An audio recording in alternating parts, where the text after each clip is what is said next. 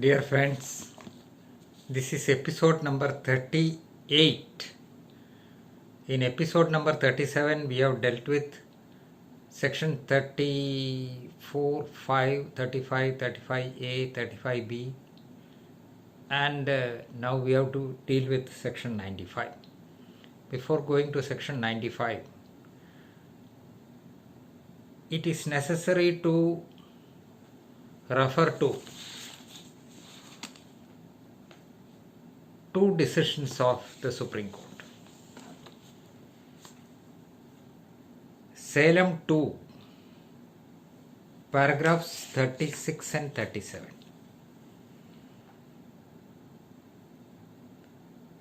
In paragraph 36 towards the last, I will read what the Supreme Court said.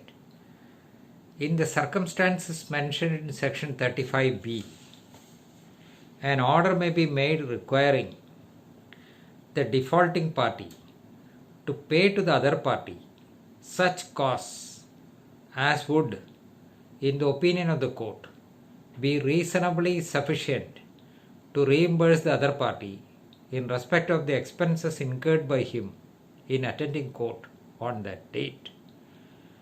And payment of such costs on the next following date of such order shall be a condition precedent to the further prosecution of the suit or defense. Section 35 postulates that the cost shall follow the event, and if not, reasons thereof shall be stated. The award of cost to the suit is in the discretion of the court. In section 35 and 35B, there is no upper limit of amount of costs awarded. Then para 37, judicial notice can be taken of the fact that many unscrupulous parties take advantage of the fact that either costs are not awarded or nominal costs are awarded against the unsuccessful party. And such practice also encourages the filing of frivolous suits. It also leads to taking up of frivolous defenses. Further, wherever costs are awarded, ordinarily the same are not realistic and are nominal. When section 35(2) provides for costs to follow the event, it is implicit that the costs have to be those which are reasonably incurred by a successful party, except in those cases where the court in the discretion may direct otherwise by recording reasons therefor. Now please see another decision of the Supreme Court. In 2012 1 SEC 455,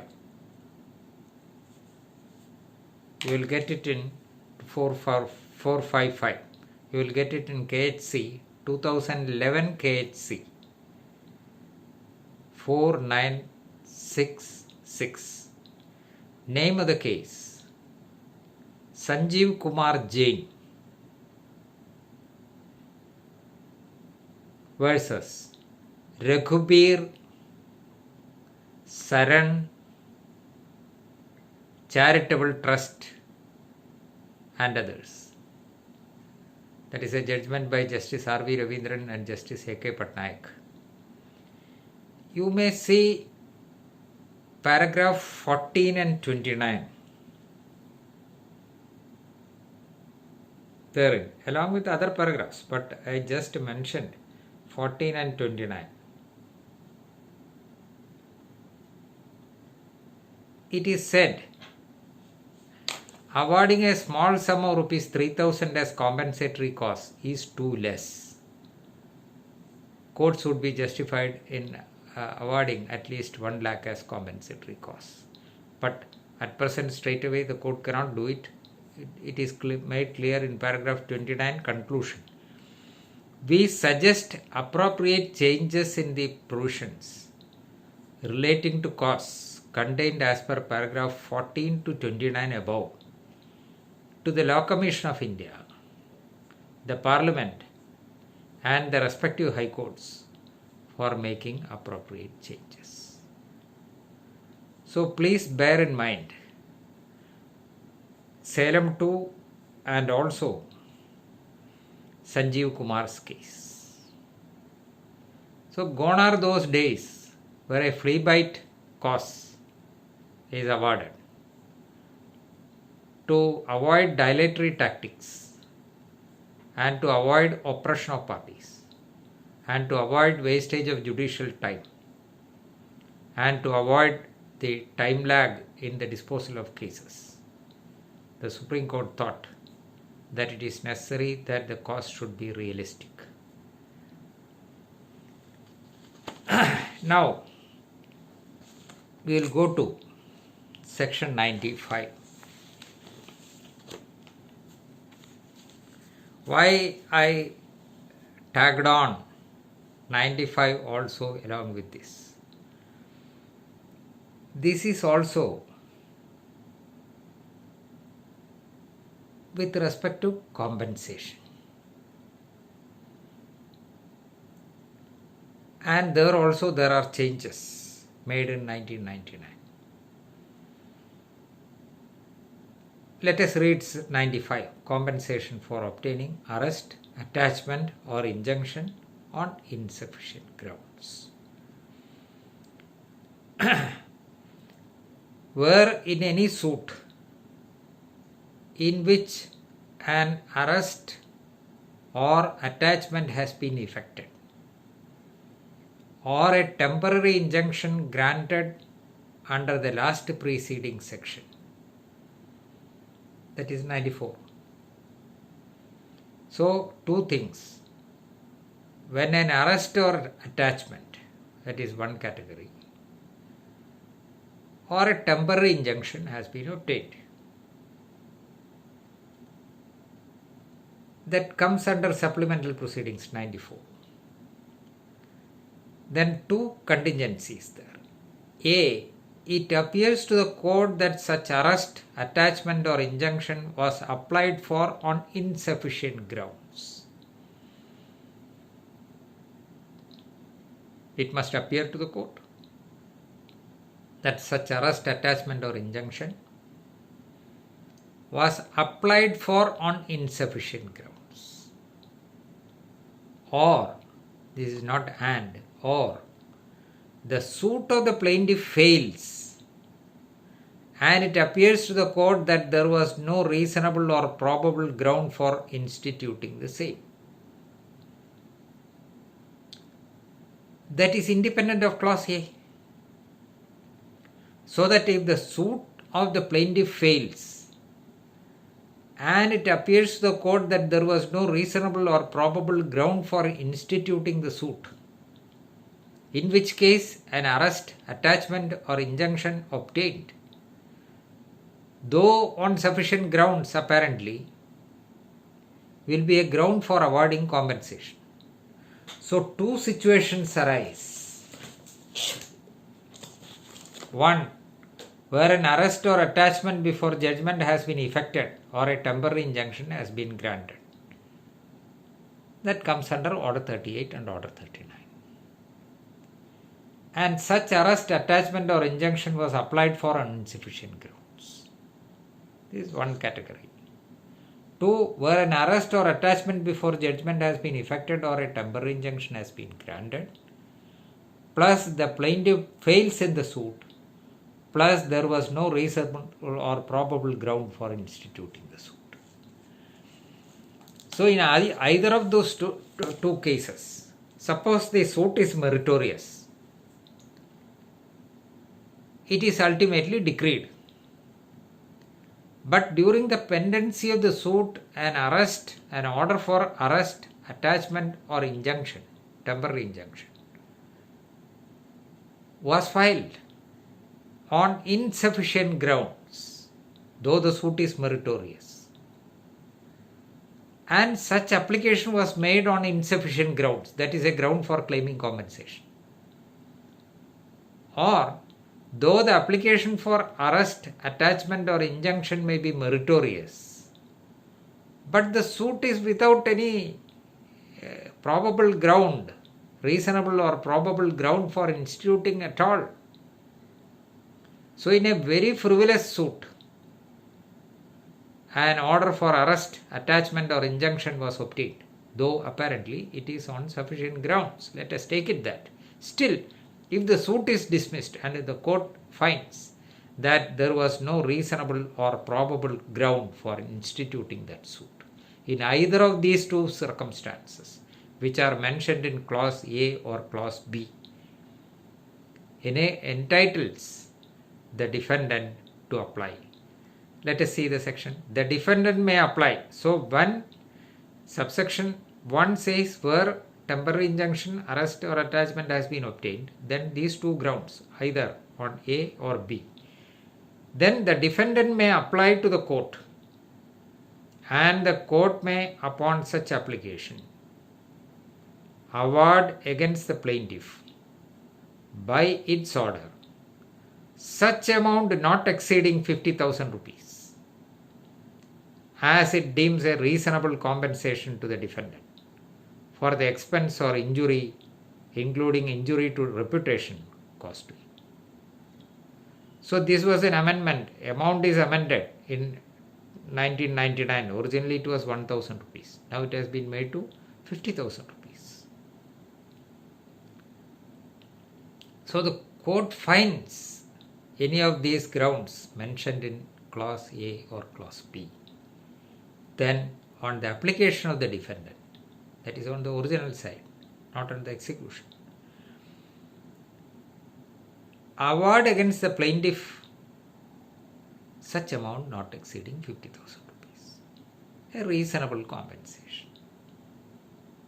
For what? For the expenses or injury, including injury to reputation, caused to him. This is 95. Provided that a court shall not award under this section an amount exceeding the limits of its pecuniary jurisdiction. An order determining any such application shall bar any suit for compensation in respect of such arrest, attachment or injunction. An order determining any such application. So once an application is filed and an order is passed determining it, either allowing it or dismissing it, that will be a bar to a further suit on the same ground. So here, unlike 35A, that will not absolve from criminal liability, and in a suit for compensation, the amount awarded under 35A will be taken note of. That's all. Suit is not barred. Here, after resorting to 95, the party cannot have a suit, luxury of a suit. Then the question may arise. Such a situation arises, which is mentioned in subsection 1. Is the defendant who can apply under 95, whether he is bound to apply here or whether he can file a suit? That means, without resorting to the remedy under 95, whether the defendant can file a suit for compensation, there is no bar. The bar is once the defendant makes the application and it is determined by the court, then no fresh suit, no suit will lie. This is 95. Now this is as a scheme you may study all these sections which we have covered in the last episode and in this episode. Now we may go to section 144. 144.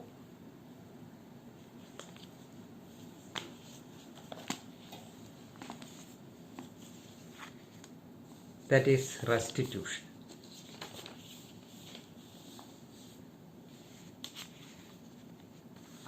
Let us see. Before reading 144, I have to refer to section 2.2. The definition of decree. Decree means the formal expression of an adjudication so far as the party is conclusive, etc., etc. And it shall be deemed to include the rejection of a plaint and determination of any question within section 144. So, determination of a question under section 144 is not an order but a decree.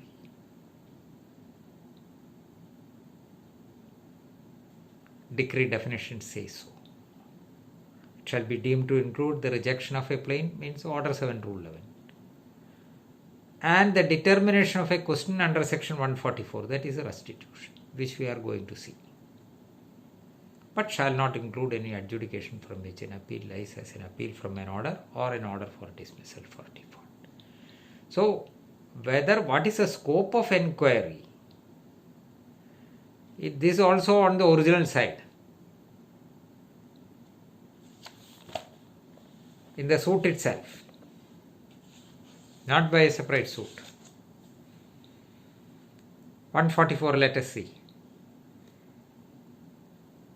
Subsection 1 is to some extent lengthy. We will go carefully. Where and in so far as a decree or an order is varied or reversed in any appeal, revision or other proceeding, or is set aside or modified in any suit instituted for the purpose,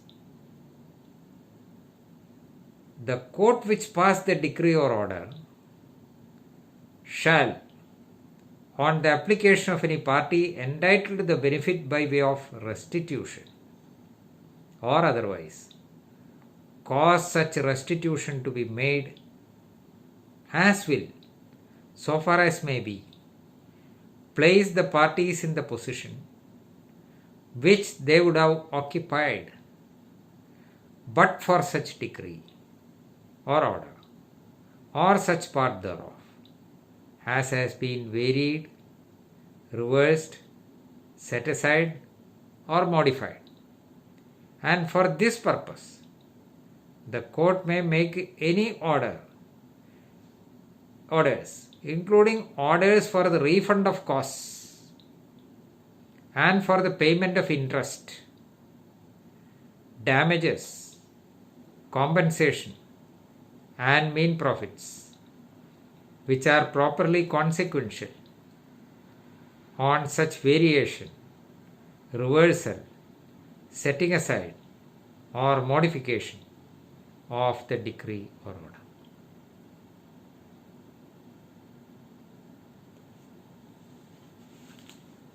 Now, what are the ingredients of subsection 1? A decree or order is varied or reversed in any appeal, revision or other proceeding. Take for example, I filed a suit for recovery of possession based on title against you. My suit is decreed. You filed an appeal. The appellate court allows the appeal, and the decree passed by the trial court is set aside or varied. That is one example which can be given. Or set aside or modified in any suit instituted for the purpose. Suppose I obtained a decree against you which is vitiated by fraud. You can file a suit to set aside that decree, and that decree is set aside. Then also this situation may arise under 144. Then The court which passed the decree or order shall. The court which has to deal with the application under section 144 is the court which passed the decree or order. What does that court do? Shall, on the application of the party entitled to any benefit by way of restitution or otherwise. That is you. I have obtained a decree for recovery of possession, and in execution of that decree, I got delivery of the property. I need not wait for the disposal of the appeal unless there is a stay. The decree, there is no bar in executing the decree which I obtained. No bar. So, though you filed an appeal, you did not get a stay, or a stay was granted on certain condition, you did not comply with the condition, therefore the stay petition was dismissed. Practically no stay. So, there is no bar for me to get the decree executed. I got the decree executed. Then you filed, your appeal was taken up, your appeal was allowed, and the decree passed in my favor was set aside. But by that time the delivery of the property had taken place and the property has come to my possession. You have to get back that property. Should you file a suit? Not necessary. You can make an application to the court which passed the decree. For what? For restitution. That is what is contained here. So that you make the application, you will be put in the same position which you would have occupied but for the execution of that decree. Let us see. Shall, that is the court shall, on the application of any party entitled to any benefit by way of restitution or otherwise, cause such restitution to be made as will, so far as may be, to the extent possible, place the parties in the position which they would have occupied but for such decree or order. So what is that? But for the decree which was passed in my favor for recovery of possession, your possession would not have been disturbed. Because the decree was passed in my favor for recovery of possession, your possession was disturbed, you were dispossessed by an order, by the decree of the court, and your possession was disturbed and I was put in possession. Decree is reversed in appeal, as I said earlier. Then you must be put in the same position as you would have occupied, as if there is no such decree, as if there is no such execution. Because the resultant position is that there is no decree against you. That means your possession cannot be disturbed. That means you are entitled to be in possession, but you are not in possession because of the delivery which has taken place in execution. So you have to be put back in the same position as far as may be. And for this purpose, the court may make any orders, including orders for the refund of costs. Cost was also awarded in my favor. My suit was decreed with costs. I recovered the cost also from you. I got the property from you. Property must be put back in possession of your possession. That is a restitution. What about the costs which was recovered from you? That has to be repaid. Refund of costs.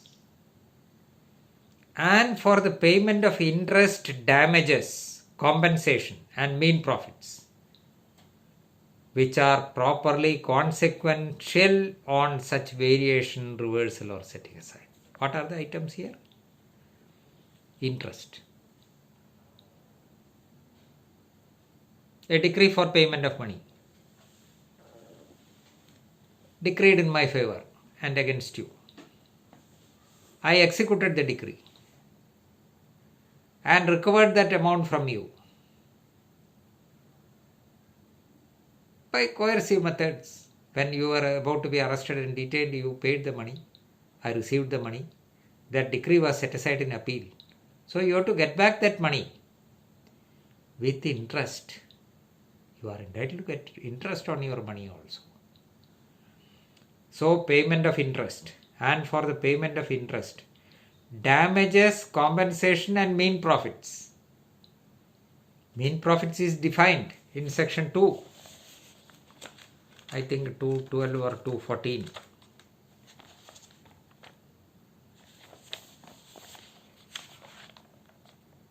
212. What is mean profits? Mean profits includes interest. Mean profits of property means those profits which the person in wrongful possession of such property actually received or might with ordinary diligence have received. So I am in wrongful possession.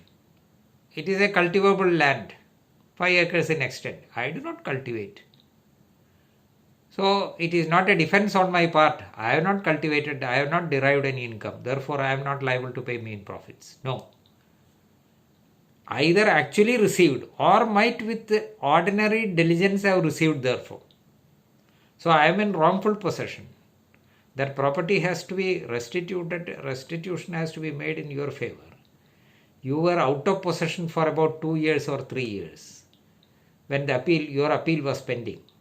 And you got a favorable decision in your favor from the appellate court, and therefore the decree passed in my favor by the trial court was set aside in appeal, and therefore you have to get back possession of the property which was delivered to me. But meanwhile 3 years elapsed, 5 acres of agricultural land. I say I am not liable to pay any damages or compensation because I did not mean profits. I did not cultivate the land. Not an answer. Which I would have derived with ordinary diligence, might with ordinary diligence have received. Had I cultivated as a prudent agriculturist, what I would have got, I am entitled, you are entitled to, together with interest on such profits.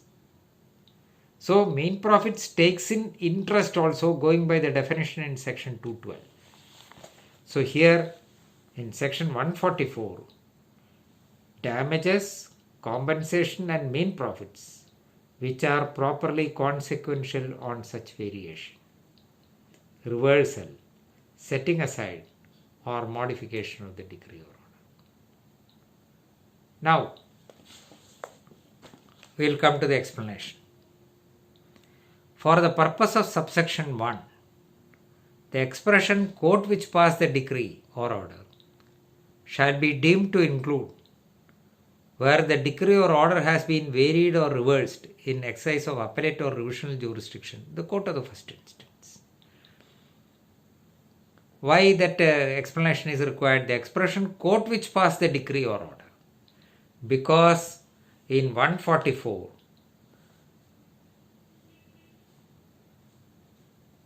the court which passed the decree or order shall make the order for restitution. So the expression court which passed the decree occurs there.